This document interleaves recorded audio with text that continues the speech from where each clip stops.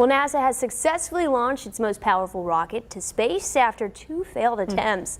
The high-stakes Artemis 1 mission will send the rocket to the moon. Yeah, the goal is to establish a sustainable human presence on the moon by the end of the decade.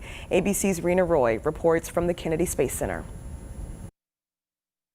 3, 2, 1. A blast-off for the ages. And liftoff of Artemis 1. We rise together, back to the moon and beyond. NASA going back to the moon for the first time in 5 decades. Really just surreal to be getting a front row seat to history. Launching the most powerful rocket in the world into space early this morning, kicking off its high-stakes Artemis 1 mission. There were a few bumps in the road before liftoff, including a small hydrogen leak, a team of experts rushing in to fix the problem. This is the red crew that is specifically tasked to go out and tighten some bolts on the core stage hydrogen replenish valve. NASA's Space Launch System, or SLS rocket, will send the Orion space capsule 62 miles above the moon's surface, then into orbit around the moon before splashing down on the coast of San Diego early next month.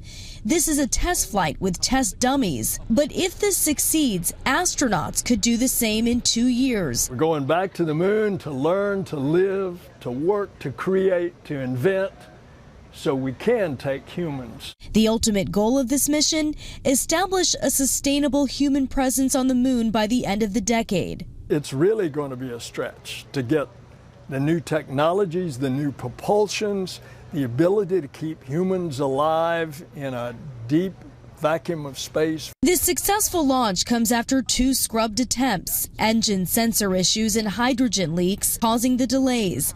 The SLS spaceship even riding out Hurricane Nicole last week on its launch pad, but only sustaining some minor damage according to NASA. And this really opens the door to a whole new world of space exploration. The long-term goal here is to set up a base on the moon where people can actually live. At Kennedy Space Center, Rena Roy, ABC News. Well, Hampton Roads played a big part in the mission. NASA Langley Aerospace engineers said they've worked on this launch for nearly 10 years. The team will continue to analyze data to ensure the launch for Artemis 2 is as safe as possible.